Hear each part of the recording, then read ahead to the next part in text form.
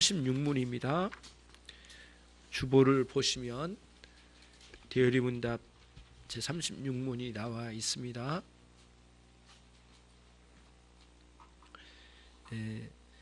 대여리문답 제36문 은혜 언약의 중보자는 누구입니까? 유일한 중보자는 주 예수 그리스도시니 그는 성부 하나님과 동일한 본질이시요 동등하신 하나님의 영원한 아들로서 때가 참에 인간이 되었으며 그리하여 완전히 구별된 두 본성과 한 인격을 가진 하나님이시며 인간이 되셨습니다. 또한 영원히 계속 그러하십니다. 아멘. 디모데전서 2장 5절로 7절 말씀을 보시겠습니다. 은혜 언약의 중보자이신 예수님에 대해서 특별히 나온 말씀입니다. 디모데전서 2장 5절로 7절 말씀입니다. 함께 합독하시겠습니다.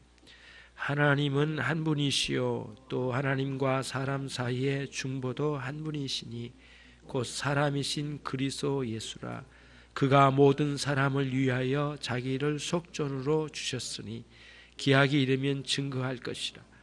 이를 위하여 내가 전파하는 자와 사도로 세움을 입은 것은 참말이요 거짓말이 아니니 믿음과 진리 안에서 내가 이방인의 스승이 되었노라. 아멘.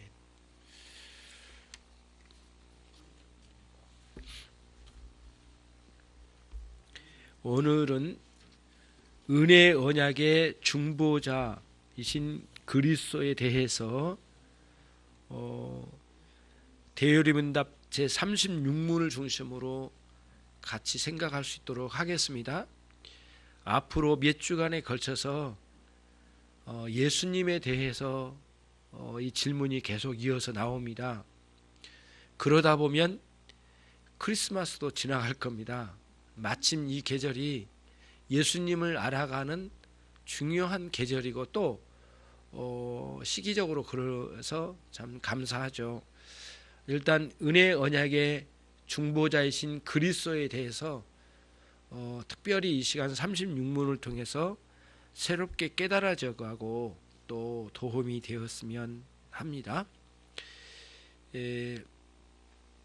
36문의 그 답을 보면 은혜 언약의 유일한 중보자 이렇게 답이 나옵니다. 시작을 할 때 주 예수 그리스도라 이렇게 나와 있죠. 중보자이신데 유일한 중보자이십니다. 이게 하나의 크게 오늘 우리에게 가르쳐주는 내용의 핵심이고요. 또 하나는 아까 디모데전서 2장 5절에 서두에 보면 한 하나님이시오 라고 되어 있어요. 이제 이게 무슨 뜻이냐면은 이것을 오늘 먼저 생각을 하도록 하겠습니다. 이 내용을 하나님은 한 분이시라는 내용을 생각해 보도록 하겠습니다. 디모데전서 2장 5절에 나온 하나님은 한 분이시란 말씀은 단순히 유일신 신앙만을 말하는 것은 결코 아닙니다. 그거를 꼭 염두에 두셔요. 그러면 무슨 뜻이냐면은 유일신 신앙에 있어서 한 분이라는 의미도 물론 있어요. 근데 우리는 거기에 멈추면 충분한 진술을 얻지 못하고 있는 것이에요. 뭐냐면은 유일신 신앙을 말하면서도 다른 신을 찾아간 사람들이 많기 때문에 유일하시기도 하지만은 참되신 하나님에 대한 인식이 필요해요. 그래서 우리가 이제 정말 오늘 시간 중요하게 한 가지를 정리를 해볼 필요가 있는데 믿음이 참 많아요. 사람들 믿음이 많지만 다양한 믿음을 이야기를 해요. 그런데 믿음이 많이 여러 종류 믿음 말하는 한데 아무리 믿는다고 하지만 하나님께서 기뻐하시는 믿음인가의 문제예요. 믿는다고 다 좋은 게 아니에요. 하나님 기뻐하신 믿음을 가져야 돼요. 여기서 큰 갈림길이 있습니다. 이단에 가 있는 사람들도 믿는다고 말해요. 이기도 있는 사람들도 믿는다고는 말해요. 근데 우리가 교회에 다니면서 믿음에 대해서 강조를 많이 하지만 믿음의 내용을 빠뜨릴 때가 참 많아요. 그러니까 이단에 간 사람들이 특징이 믿음이 강합니다. 여러분, 근데 믿음의 내용은 완전히 달라버려요. 요 그림을 잘 가져가야 돼요. 그래서 히브리서 11장 6절에도 믿음장이잖아요. 6절에도 믿음이 없이는 기쁘시게 못하나니 딱 그렇게 나와 있어요. 그래요. 믿음이 있어야 기쁘게 하신대요. 근데 그 뒤에가 중요해요. 사실은 무슨 말이냐면 믿음만 있으면 기쁘시게 해드릴 수 있는 게 아니에요. 결코. 믿음의 내용이 중요해요. 그 다음에 바로 나오거든요. 하나님께 나가는 자는 반드시 그가 살아계신 것을 믿어야 할지니라. 그러니까 무슨 말이냐면 믿음의 내용에 참되시고 유일하신 하나님이 계셔야 돼요. 믿음의 내용에. 그래서 앞으로 이런 식으로 가면은 위험성이 많아요. 믿음의 내용은 제껴버리고 세게 믿어라, 잘 믿어라, 꼭 믿어라. 이건 굉장히 위험성이 많아요. 이단으로 간 모든 사람은 그 부분에 있어서는 성공했을 가능성이 많아요. 예, 세게 믿고 굳게 믿어버린 거예요. 믿는 거예요. 그냥 믿어버린 거예요. 근데 참되시고 유일하신 하나님을 빼버린 거예요. 그리고 자기가 세게 믿고 잘 믿는 것에 강조점을 두는 거예요. 그리고 굉장히 자기가 잘 믿는 것을 자랑스럽게 여겨요. 근데 이제 여러분, 우리가 참 중요하게 생각해야 될 부분이 이 부분이라고 생각해요. 너무 많은 사람들이 오늘날 교회 다니면서도 믿음은 강조하지만 믿음의 내용에 대해서는 아주 허술하게 취급한 사람들이 많아요. 자기가 믿는 하나님이 누구신지에 대해서 알아가려고 생각을 안 해요. 참된 지식에 있어서. 그래서 기독교 강요도 첫 서두에 뭐라고 나왔냐면은 뭐 이렇게 잘 믿으라 막 이렇게 안 나와요. 하나님을 아는 바른 지식을 먼저 이야기를 딱 꺼내기 시작해요. 그 굉장한 논리가 있거든요, 여러분.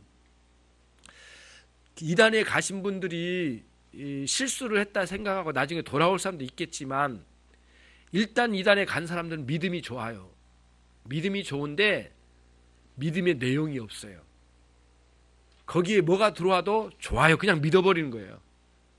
그러니까 이단에 빠진 사람의 이기도에 간 사람은 뭐냐면 믿음의 대상이신 그분이 참되신 하나님인가, 유일하시고 참되신 하나님인가, 이 부분을 놓쳐버린 거예요. 그리고 세게 믿는, 자신이 잘 믿고 열심히 한 것, 그거를 신뢰를 해버린 거예요. 그러니까 거기 빠진 거예요.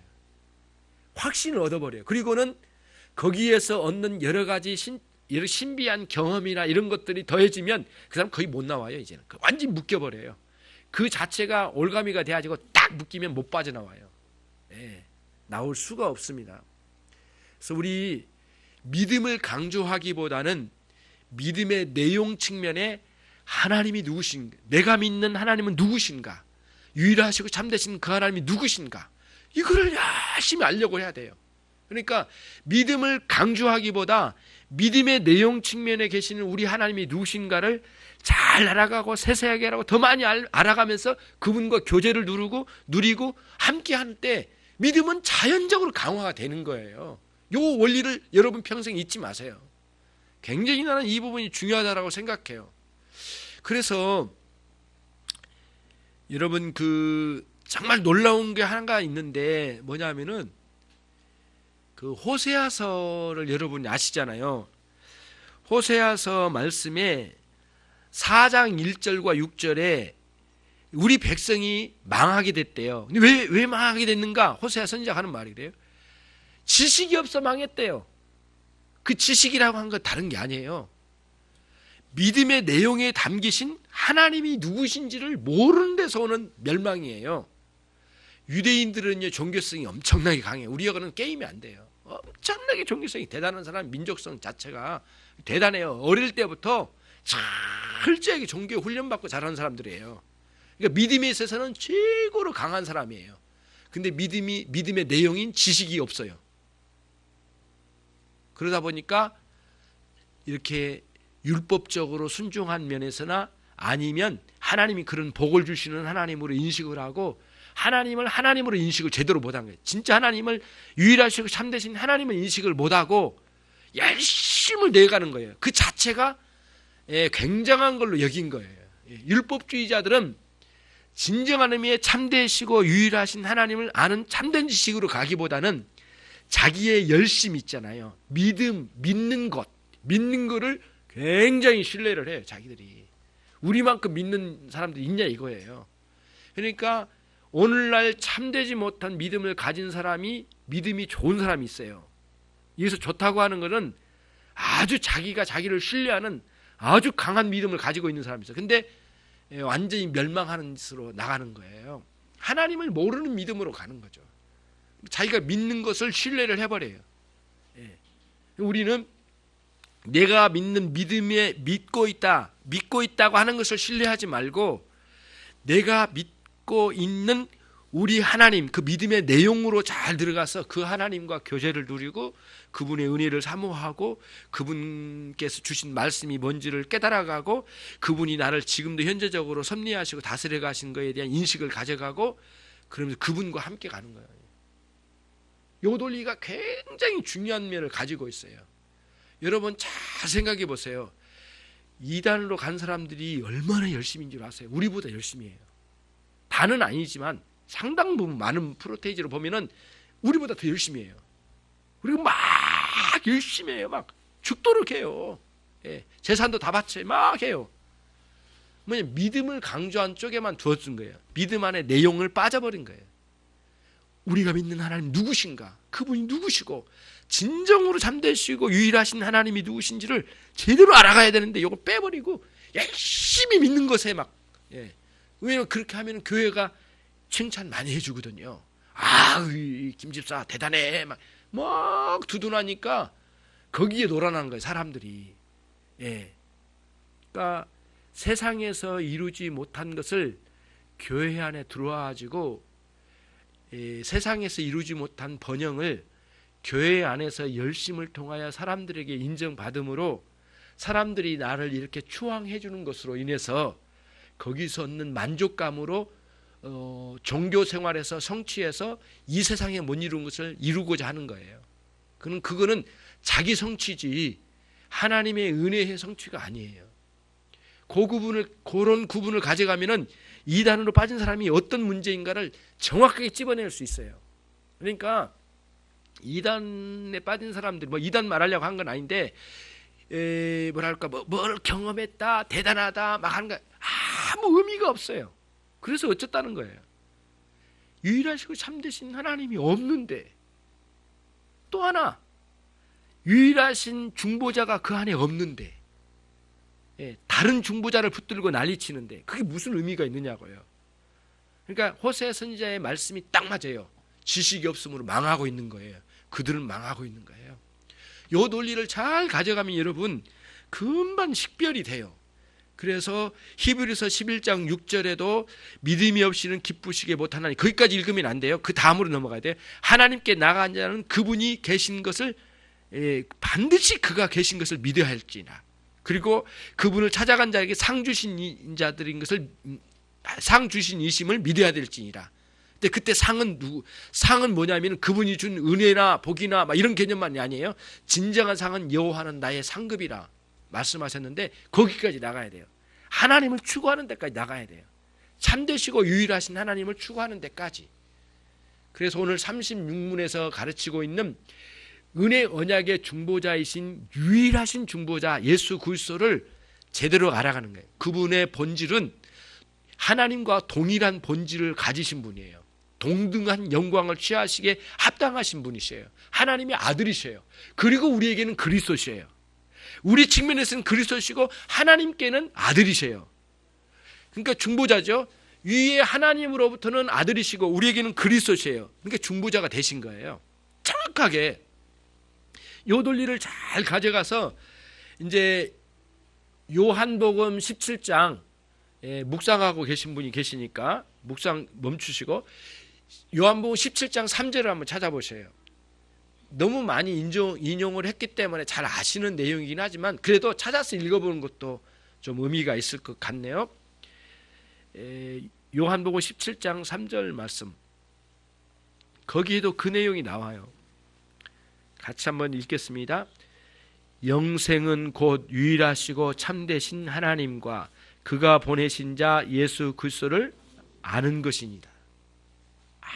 아주 중요해요. 영생이 뭔가 두 분을 아는 거예요. 여기서는 어떤 측면이에요? 유일하시고 참되신 하나님, 그가 보내신 우리 주 예수 그리스도를 아는 것이래요. 예, 아는 것이래요. 그냥 이 유일하시고 참되신 하나님과 예수 그리스도를 빼고 믿는 것이 영생이 아니에요. 유일하시고 참되신 하나님과 그분이 보내신 예수 그리스도를 아는 참된 지식을 소유한 믿음이 영생의 길로 가는 거예요. 이 논리를 놓쳐버리면 안 돼요. 그러니까 열심으로 다 되는 게 아니에요. 예, 막 믿어 되는 것이 좋은 게 아니에요. 참되신 하나님을 알아가는 것이 굉장히 중요한 문제예요.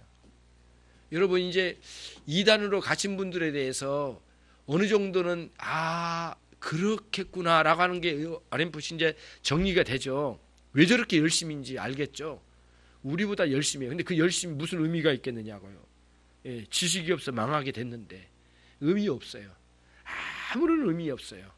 예, 그렇게 이제 하는 거예요. 자, 그 다음에 두 번째로 가면은 이제 은혜 언약의 중보자는 누구이십니까? 그게 은혜 언약의 유일한 중보자 이렇게 나와 있어요. 유일한 중보자. 그래서 유일하신 중보자에 대해서 이제 듣도록 하겠습니다.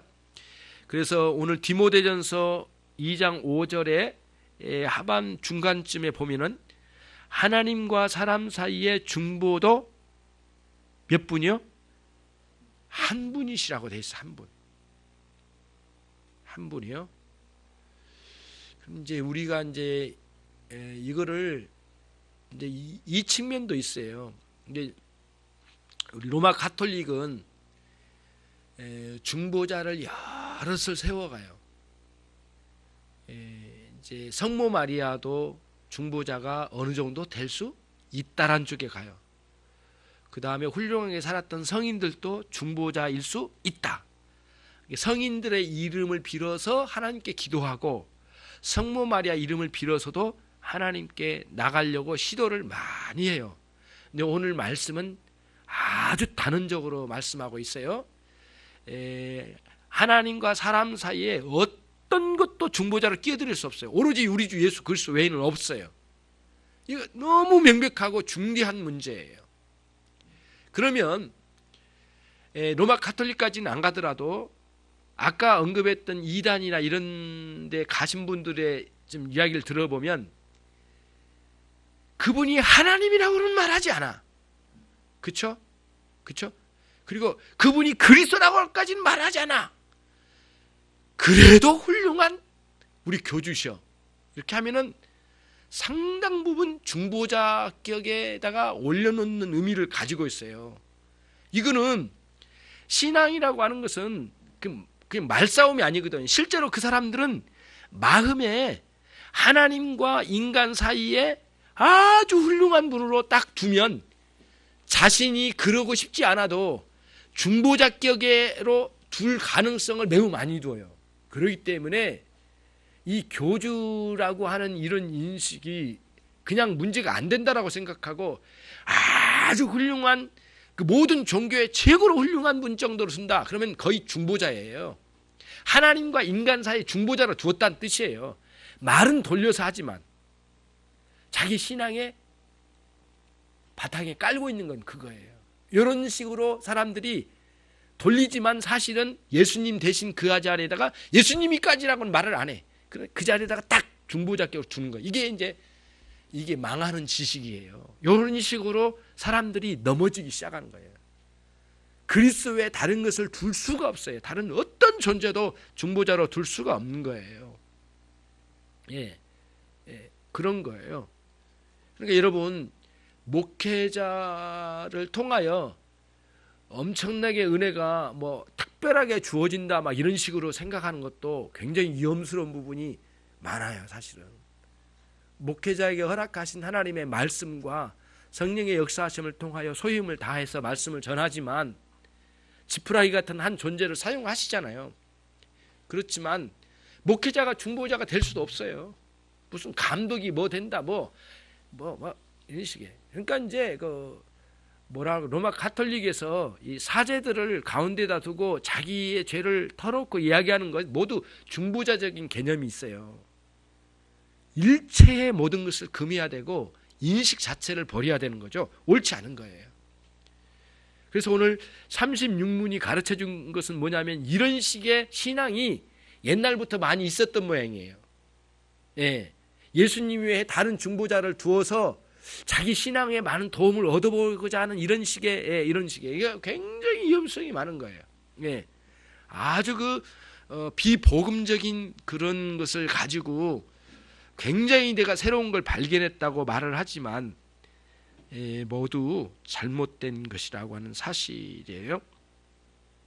자, 그러면 이제 중보자에 대해서 말씀을 드리도록 하겠습니다. 그럼 중보자는 어떤 뜻인가? 중보자라는 것은 이런 거죠. 그 양쪽 사이에 이쪽과 이쪽 사이에 사람이나 지역이나 나라와 나라 사이든지 갈등이 있잖아요. 그 갈등을 중간에서 중재를 해서 해소를 시켜주는 직임자가 중재자예요. 중재자. 중보자나 중재자나 같은 맥락의 내용을 가지고 있거든요. 좀 이해를 더하기 위해서 이제 말씀을 드린 거예요. 그럼 이쪽에 A라는 나라와 B라는 나라 사이에 큰 갈등이 있어요. 그래서 거기에 사람을 보내거나 중간 입장에 있는 나라의 어떤 수장이 와가지고 중재를 해가지고 해결해 주기도 하고, 그 다음에 우리가 아파트를 사거나 집을 하나 살 때도 뭘 상가를 하나 구입을 할 때도 계약을 하잖아요. 그러면 그 중개자가 있잖아요. 부동산 중개자가 있어서 양쪽에 의견을 맞춰가요. 예, 조율을 해요. 그래가지고 사고 싶은 사람에게는 조금 더 싸게 해주는 방식으로 노력을 해주고, 팔려고 하는 사람에게 조금 더 제가격을 받게 해주는 방식으로 해서 아구를 맞춰가잖아요. 의견을 맞춰가지고 최종적으로 둘이 딱 만나게 하고 중간에서 법적으로 정리를 해서 나중에 딱 계약을 체결시켜서 도장 딱 찍게 만들거든요. 법적 효력이 있는 거예요. 도장 찍어주면 중개자가 나라에서 인정한 자격이 있는 사람이 찍어주니까 나중에 법정에 무슨 문제가 있으면 그거 가지고 가잖아요. 이런 식으로 이제 우리가 체결을 하거든요. 중개자거든요. 양쪽의 갈등을 해소시켜줘요. 그런 식으로 이제 하는 거죠. 그러니까 오늘날 법원도 사실은 국가에서 최고로 높은 권위를 가지고 중재 역할을 해라고 하는 게 법원이에요. 법원 다른 거 아니에요. 이쪽과 이쪽 사이를 자꾸 문제를 해결해 준 거예요. 예, 그렇게 해준 거죠. 그래서 법원에 가면 할 수만 있으면 판사 되신 분들이 양쪽 의견을 잘 듣고 중재를 해주려고 그래요. 근데 그게 판사로서 훌륭한 방식이라고 생각해요. 무조건 법적으로 때려보려고 하지 말고 이렇게, 특히 민사 같은 경우는 합의를 이루게 해줘요. 그리고 언제까지 합의를 이루십시오. 너무 그렇게 하지 마시고 달래기도 해요. 훌륭한 판사님이라고 생각해요. 예, 그렇죠? 그런데 영 안 되면 나중에 이제 강제적으로 해요. 당신 이 정도까지 하셔, 이 정도까지 하셔. 하겠어, 안 하겠어. 그러고는 그렇지 않으면 불리하게 될지도 모르니까 잘 해보시라고 하고 생각이라고 하고는 딱 해서 결정을 딱 내려줘요. 이쪽에서 얼마, 이쪽에서 얼마 내라고 해가지고 결정해서 딱 해결을 해주거든요. 오랫동안 싸웠던 그런 문제를 이 법원에서 해결을 해주는 중재 역할을 잘 하는 거예요. 그런 업무를 이제 갖는 거죠. 워낙 복잡한 거는 법에도 나오지 않는 것은 판례를 통하여, 예전에 누가 선배 판사님이 내렸던 판례를 가지고 거기에 해당된 걸 찾아서 거기에 맞춰서 또 이렇게 심판을 내리기도 하고 이런 식으로 하잖아요. 그런 거죠. 자, 그러면은 그런 것을 중재한다고 그래요. 중재자예요. 그런데 오늘 우리는 중재자라고 안 하고 중보자라고 그랬어요. 중보자. 근데 가운데에 있는 보자가 정말 놀라운 거예요. 한문으로도 참 좋은 단어인 것 같아요. 용어예요. 한문으로도 보할 보자예요. 근데 우리 예수님의 중보자 되신 분은 우리를 보호하는 개념이 굉장히 많아요. 이 부분이. 예. 그분의 희생으로 우리를 보호하신 거예요. 근데 여러분, 이제 이 세상에 있는 중재자와 예수님의 중보자 사이에는 큰 차이 하나가 있어요. 다른 것보다는 하나 있는데 뭐냐면, 이 세상에 있는 중재자들은 자기 희생이 없어요. 오히려 보수를 받아요. 오히려 중재해놓고 그러잖아요. 그런데 예수님은 보수를 받는 게 아니라 오히려 자기를 내놓으신 거예요. 자기를 희생하여 내놓으셔서 우리를 보호하신 방식으로 중재를 하신 분이 우리 주님이. 그래서 중보자는 중보자인데 은혜 언약의 중보자란 거예요.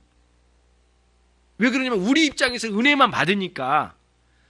언약은 언약이에요. 하나님과 우리 사이에 언약을 맺은 중개자이세요. 그러나 사실은 중보자이세요.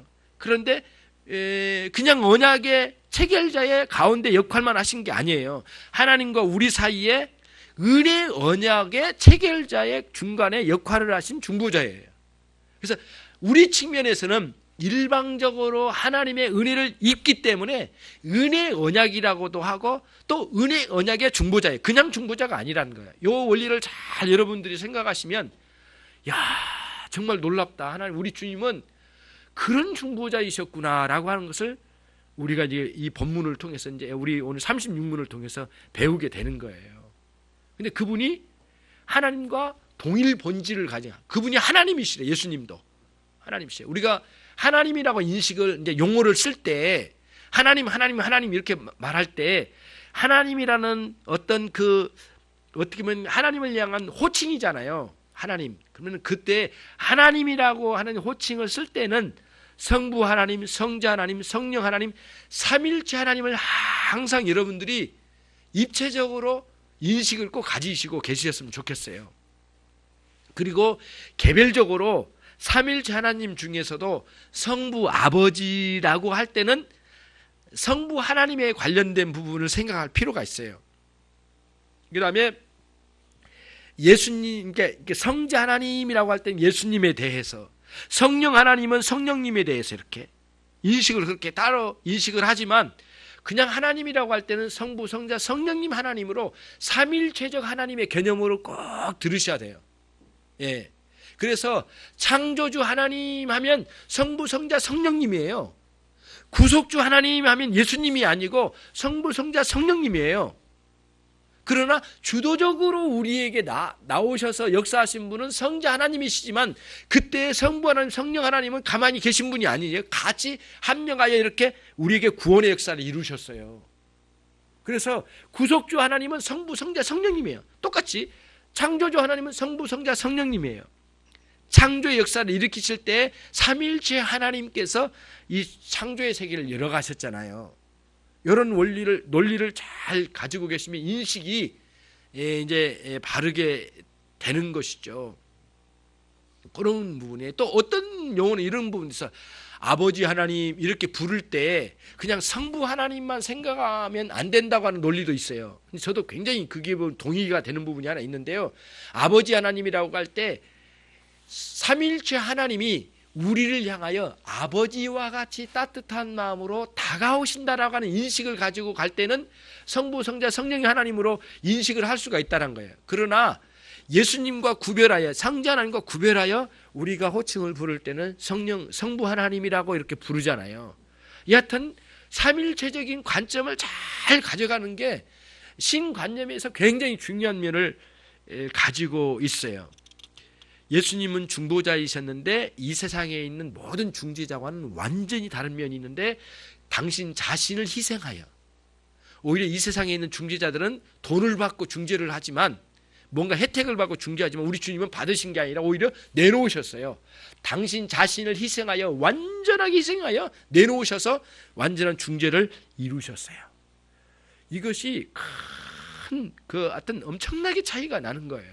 그래서 다른 거는 많이 잊어도요, 보호할 보자로 쓴 중보자라고 하는 의미가 얼마나 큰지 몰라요. 그래서 우리 용어가 너무 좋은 것 같아요. 다른 용어도 좋은 면도 다른 것도 있겠지만 예수님이 은혜 언약의 중보자라고 하는 이 용어 자체가 그렇게 와닿을 수가 없어요.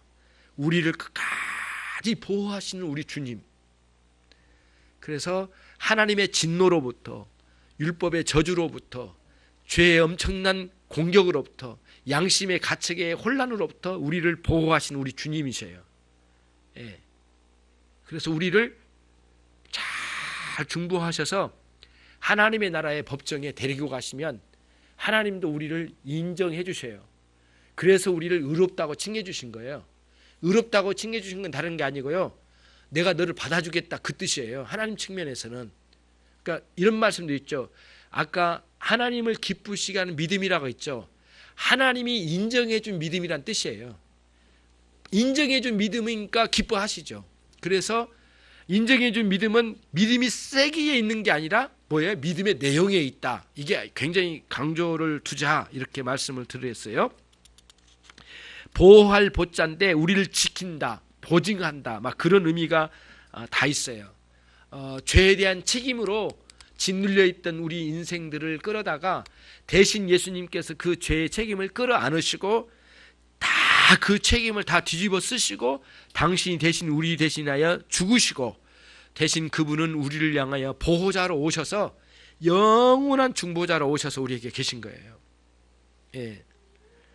마지막 한 가지만 정리하고 마치겠습니다. 아까 대요리문답 36문 끝부분인데요. 인간이 되셨습니다. 거기부터 같이 읽겠습니다. 시작. 인간이 되셨습니다. 또한 영원히 계속 그러하십니다. 이거는 참 중요한 교리 중에 하나예요. 예수님께서 부활하시고 승천하셨죠. 감난산에서 게바와 함께 500여 명이 보는 가운데 승천하셨다는 말씀이 나와요. 구름을 타고 승천하셨거든요. 하늘나라로 입성하셨어요.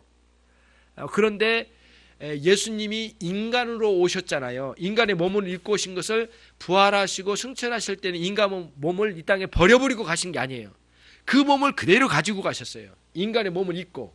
자, 올라가셨어요. 그러면 지금은 예수님이 그 인간의 몸을 입고 있다 없다? 예, 예수님이 지금도 인간의 몸을 그대로 입고 계시다는 거예요. 부활체로 영광스럽게. 그게 이제 어디에 이게 나타나냐면은 요한계시록 5장 6절 7절에 나타나는데, 요한 사도가 뭐라고 했느냐면은 내가 보니 보좌와 내 생물과 장로들 사이에 어린 양이 섰는데 일찍 죽임을 당한 것 같더라. 7뿔과 7눈이 있으니 그 눈은 온 땅에 보내심을 입은 하나님의 7영이더라. 어린 양이 나와서 보좌에 앉으신 이의 오른손에서 책을 취하시니라.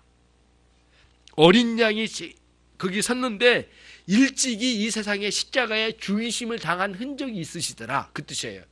그때 어린 양이라고 할 때 그냥 양을 그림에 그리면 안 돼요. 예수님이 오신 어린 양이라고 하는 것은 다른 게 아니고 유월절의 어린 양의 개념이에요. 이 어린 양이라는 게, 어린 양 단어 자체가 유월절의 어린 양이에요. 그러니까 유월절에 십자가에 죽으신 예수 그리스도, 그분이 거기 계시더라는 거예요. 예. 거기 계시더라는 거예요. 그러니까 인간의 육체를 입고 계시다라는 것을 보여주신 거예요. 거기서. 그러니까 지금도 우리 주님은 인간의 육체를 입고 계신데 부활체를 입고 계세요. 그리고 또 오늘 대요리문답 36문의 끝에 보니까 또한 영원히 그러하신다 그랬어요. 그리고 무슨 말씀이에요? 예수님은 영원토록 인간의 이 옷을 입고 계신다 이거예요. 그대로 계신다는 거예요. 이게 굉장히 중요한 내용 중에 하나예요. 이것을 여러분들과 제가 오늘 36문을 통해서 배우게 되는 아주 귀중한 내용 중에 하나가 되는 것이에요. 하나님의, 예수님의 이런 은혜 언약은 이미 행위 언약에서 실패한 순간에 찾아오셔서 시작이 되셨어요. 하나님 찾아오셔서 창세기 3장 15절에서부터 이미 메시아를 예언하시고 계속해서 은혜 언약으로 맺어가시면서 끊임없이 말씀으로 찾아오셨어요. 인간들을. 그리고 그들을 끝까지 인도하시고 우리를 보호하시고 인도하셨다가 결정적으로는 우리 주 예수 그리스도께서 우리 죄인들을 위하여 당신 자신을 속전으로, 속전이 뭐예요? 그 한 사람의 값이에요. 여러분 한 사람 한 사람의 값이에요. 속전이 다른 게 아니에요. 노예값이에요. 원래 쓰는 단어가 노예값이라는 거예요. 한 사람의 노예값을 속전이라고 했는데 우리를 대신하여 예수님이 당신 자신 십자가에 죽으심으로 우리의 속전으로 하나님의 나라의 법정에다가 그대로 내놓으신 거예요. 그랬더니 우리 죄인이 예수님을 믿어 의에 이르게 된 거예요. 하나님 받으실 만한 존재가 되도록 받아들여지신 거예요. 하나님의 나라의 법정에. 그렇지 않으면 하나님의 법정에 불의한 자로 찍혀지면, 영원히 불의한 자라면 그건 하나님의 진노밖에 받을 게 없거든요. 이 진노 대신 하나님의 사랑을 받는, 은혜를 받는 하나님의 자녀로 삼아주신 거기까지 우리를 이끌어주시게 되셨어요. 누구 때문에요? 은혜 언약의 중보자 때문에, 우리 주 예수 그리스도 때문에. 그래서 오늘 우리가 참되시고 유일하신 하나님을 믿는 믿음이 참 중요하다. 믿음의 내용이 중요하다. 그 믿음의 내용 중에 은혜 언약의 중보자이신 예수님을 믿는 게 참으로 중대하다. 그리고 어떤 중보자도 여기에 끼어들 수 없다. 이런 아주 정확한 지식을 잘 가지고 우리가 신앙생활을 해나갈 때 호세아 선지자의 말씀에 걸려들지 않은 거예요. 지식이 없으므로 우리 백성이 망하는도다. 거기 걸려있지 않은 거예요. 그러나 이단이나 다른 중보자를 끌고 들어오는 모든 사람은 결국에는 지식이 없으므로 망하는도다. 거기에 속하는 거예요. 여러분과 제가 하나님의 은혜로 참된 지식을 따라서 더 많이 알아가고 이제 훌륭한 신앙으로 성장해 나가기를 주님의 이름으로 축원합니다. 기도하시겠습니다.